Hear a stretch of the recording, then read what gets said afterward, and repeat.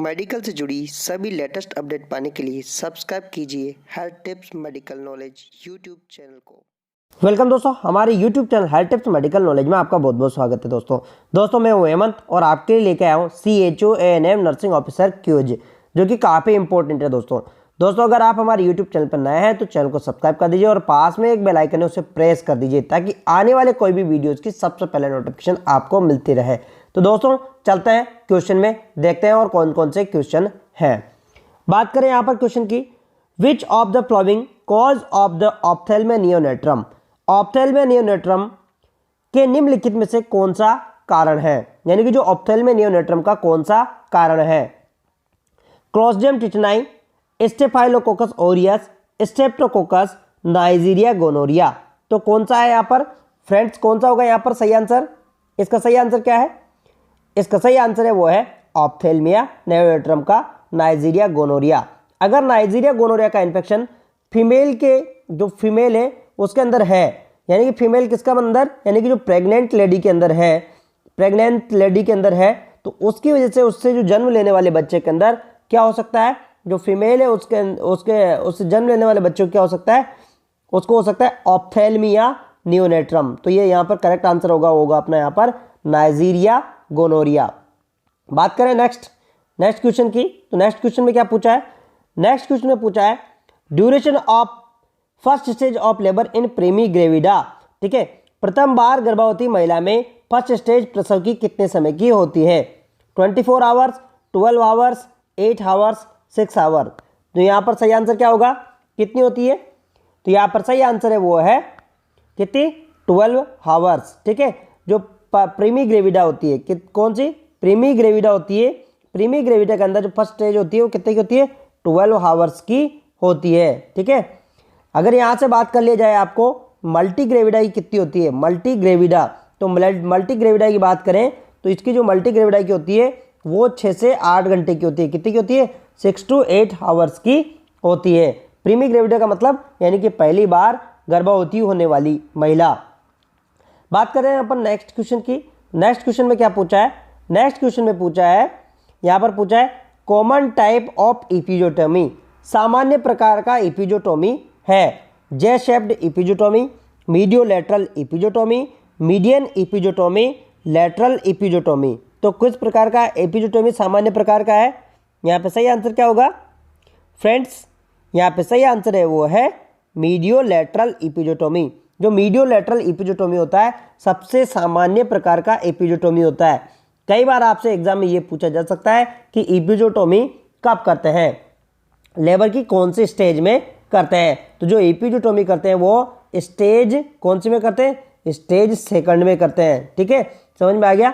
यानी कि जब बेबी की डिलीवरी होती है, क्या होती है, बेबी होता है उसकी डिलीवरी होती है, डिलीवरी के समय क्या करते हैं अपन, क्या करते हैं, इपिजोटोमी करते हैं। क्योंकि जो अगर पेल्विक फ्लोर के अंदर कंजेशन आता है, यानी कि डिलीवरी होने में डिफिकल्टी होती है, तो करते हैं इपिजोटोमी। ठीक है, इपिजोटोमी क्या होता है मैं आपको अभी भी समझाता हूँ। इपिजोटोमी क्या होता है, जैसे कि जो इपिजोटोमी है उसकी बात करें अपन, तो इपिजोटोमी क्या है, जैसे मान लो ये बात करें, सपोज करें कि मान लो ये यहाँ पर ये वेजाइना है। ठीक है, वेजाइना की जो लेटरल वाल होती है, वेजाइना की जो लेटरल वाल होती है उसके अंदर कट लगाया जाता है उसे, या वेजाइना की जो वाल होती है उसके अंदर कट लगाया जाता है, उसे कहते हैं अपन इपिजोटोमी। क्या कहते हैं उसे अपन? इपिजोटोमी। तो सबसे जो कॉमन प्रकार की होती है मीडियोलैटरल इपिजोटोमी। ठीक है, चलते हैं नेक्स्ट क्वेश्चन की तरफ। यहाँ पर क्वेश्चन काफ़ी इंपॉर्टेंट है। यहाँ पर पूछा है यूजेनिक इंडिकेशन। ठीक है, यूजेनिक एमटीपी का किसमें किया जाता है? कहने का मतलब यूजेनिक का मतलब यानी कि सामान्य, जो कि वो इंडिकेटेड है। ठीक है, teratogenicity, chromosomal abnormality, rubella infection to mother, all of above. तो कौन सी कंडीशन में यूजेनिक एमटीपी किया जाता है? यूजेनिक मतलब यानी कि सामान्य तौर पर। ठीक है, यहाँ पर सही आंसर क्या होगा फ्रेंड्स? यहाँ पे जो सही आंसर होगा वो होगा यहाँ पर ऑल ऑफ अबोव। जो उपरोक्त सभी कंडीशन है इन सभी में क्या है,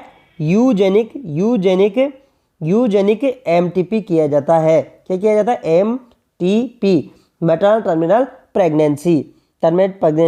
ठीक है, यानी टेरोटोजेनिक यानी कि कोई ड्रग्स की वजह से बच्चे के अंदर कोई प्रॉब्लम्स आया हो, ठीक है, क्रोमोसोमल अब्नॉर्मलिटीज बात करें, कोई क्रोमोसोम की अब्नॉर्मलिटी हो, या फिर मदर को रुबेला इन्फेक्शन हो गया हो, सब स्थिति में क्या किया जा सकता है, यूजेनिक एमटीपी। बात कर लेते हैं नेक्स्ट क्वेश्चन की। नेक्स्ट क्वेश्चन की बात करें अपन तो नेक्स्ट क्वेश्चन में पूछा है palmar sign use to identification of, palmar चिन्ह किसकी पहचान के लिए उपयोग में लिया जाता है, softening of cervix, hardening of the fundus, discolouration of vagina, regular uterine contraction. तो किसके लिए यूज में लिया जाता है पाल्मर साइन को? तो यहाँ पर सही आंसर क्या होगा फ्रेंड्स, यहाँ पे सही आंसर है वो है रेगुलर यूट्राइन कॉन्ट्रैक्शन। जो पाल्मर साइन है इससे रेगुलर यूट्राइन कॉन्ट्रैक्शन को पता लगाने के लिए काम में लिया जाता है। देखो सॉफ्टनिंग ऑफ सर्विक्स को हम गुडल साइन के नाम से कहते हैं, और हार्डनिंग ऑफ फंडस ये है नहीं, डिस्कलेशन ऑफ वेजाइना को चैडविक साइन कहते हैं। तो यहाँ पर सही आंसर क्या होगा अपना, यहाँ पर चौथा वाला सही होगा। चलते हैं नेक्स्ट क्वेश्चन की तरफ, और नेक्स्ट क्वेश्चन में देखते क्या है दोस्तों। नेक्स्ट क्वेश्चन में है normal the fetus head engagement occur, सामान्य रूप से भ्रूण के सिर का एंगेजमेंट कब होता है? ये काफी इंपॉर्टेंट क्वेश्चन है दोस्तों। सामान्य रूप तो कब होता है? 8 बर्थ, 34 वीक्स, 27 वीक्स, 38 वीक्स। तो सामान्य रूप से भ्रूण का सिर एंगेजमेंट कब हो जाता है? तो यहाँ पर सही आंसर क्या होगा फ्रेंड्स, यहाँ पे सही आंसर होगा वो होगा 38 वीक्स, यानी कि डिलीवरी से, जो डिलीवरी है डिलीवरी से कितना 2 सप्ताह पहले, 2 वीक्स पहले क्या हो जाता है, एंगेजमेंट हो जाता है। तो एंगेजमेंट का मतलब क्या होता है, जो फीटस का हेड है वो पेल्विस के अंदर, जो पेल्विस होती है उसके अंदर फिक्स होना, ठीक है, जो पेल्विस होती है उसके अंदर क्या हो जाना, फिक्स हो जाना, उसे क्या कहते हैं अपन, उसे कहते हैं अपन एंगेजमेंट। तो यहाँ पर सही आंसर क्या रहेगा अपना, यहाँ पर सही आंसर है वो है 38 वीक। चलते हैं नेक्स्ट क्वेश्चन की तरफ। यहाँ पे क्वेश्चन में क्या पूछा है, posterior fontanelle is closed after, posterior fontanelle जन्म के, ठीक है, पोस्टीरियर फोंटानेल के बाद बंद हो जाता है, ठीक है। कहने का मतलब यहाँ पर क्वेश्चन है कि पोस्टीरियर जो फोंटानेल है वो कब बंद हो जाता है, 8 birth, before birth, 1.5 months after birth, और 18 मंथ्स आफ्टर बर्थ। तो कब हो जाता है, यहाँ पर बात करें किसकी, पोस्टीरियर फोंटानेल की। तो यहाँ पर सही आंसर क्या होगा फ्रेंड्स, यहाँ पे सही आंसर है वो है 1.5 मंथ, यानी कि 1.5 महीने बाद पोस्टीरियर फोंटानेल बंद हो जाता है। जो पोस्टीरियर फोंटानेल की बात करें तो ऐसा फीटस का स्कल होता है, एंटीरियर फोंटानेल डायमंड शेप का होता है, ठीक है। एंटीरियर फोंटानेल को हम क्या कहते हैं, ब्रेगमा कहते हैं, और पोस्टीरियर फोंटानेल ट्रायंगुलर शेप का होता है, इसे क्या कहते हैं अपन, इसे लैम्डा कहते हैं, ठीक है। जो लैम्डा कहते हैं, जो पोस्टीरियर फोंटानेल होता है ये तो एंटीरियर है, ठीक है, ये कौन सा है, ये एंटीरियर फोंटानेल है, और ये पोस्टीरियर फोंटानेल है। तो ये कब बंद हो जाता है, ये बंद होता है 1.5 महीने, जन्म के 1.5 महीने बाद। चलते हैं नेक्स्ट क्वेश्चन की तरफ। यहाँ पे क्वेश्चन में क्या पूछा फ्रेंड्स, क्वेश्चन में पूछा है इपीमेनोरिया मीन्स, इपीमेनोरिया का मतलब क्या है, menstrual less than 21 days, menstrual more than 21 days, less blood amount during menstrual cycle, menstrual more than 28 days. Question में पूछा है इपीमेनोरिया का मतलब क्या होता है। तो यहाँ पर सही आंसर क्या है, यहाँ पे सही आंसर है फ्रेंड्स वो है पहला वाला। इपीमेनोरिया का मतलब यानी कि जो मेंस्ट्रुअल साइकिल है वो 21 दिन के पहले आ जाना, उसे कहते हैं अपन इपीमेनोरिया। क्या कहते हैं उसे अपन, इपीमेनोरिया, ठीक है। चलते हैं नेक्स्ट क्वेश्चन की तरफ। नेक्स्ट क्वेश्चन में क्या पूछा है, यहाँ पे पूछा है when touch the cheek newborn then turn the head toward the touch of the cheek its reflex is name, ठीक है। जब नवजात शिशु के गाल को स्पर्श हो तो गाल के स्पर्श की ओर सिर घुमाए तो इसके परिवर्तन को कहते हैं, यानी इस परिवर्तन को क्या कहते हैं, ठीक है। जैसे ये न्यूबॉर्न है, या यानी कि जो बच्चा है, इसके आपने इस गाल को टच किया और ये इधर की तरफ ऐसे हेड को टर्निंग करने की कोशिश करता है, तो इस रिफ्लेक्स को क्या कहते हैं, सकिंग रिफ्लेक्स, गेग रिफ्लेक्स, टॉनिक नेक रिफ्लेक्स, रूटिंग रिफ्लेक्स। तो इसे क्या कहते हैं अपन, इसे कहते हैं अपन रूटिंग रिफ्लेक्स। क्या कहते हैं इसे अपन, इसे कहते हैं अपन रूटिंग रिफ्लेक्स, ठीक है। चलते हैं नेक्स्ट क्वेश्चन की तरफ। नेक्स्ट क्वेश्चन में क्या है, ये भी काफी इंपॉर्टेंट क्वेश्चन है। कई एग्जाम में पूछा जा चुका है। Social smile is present at age of newborn, नवजात की उम्र में सामाजिक मुस्कान मौजूद होती है। 6 मंथ, 1 मंथ, 2 मंथ, 1 ईयर, तो कौन सी एज पर सोशल स्माइल प्रेजेंट होती है? तो यहाँ पर सही आंसर क्या होगा? यहाँ पे सही आंसर है वो है 2 मंथ। जो 2 मंथ की एज होती है उसमें बच्चा क्या है, सोशल स्माइल देने लग जाता है। क्या देने लग जाता है?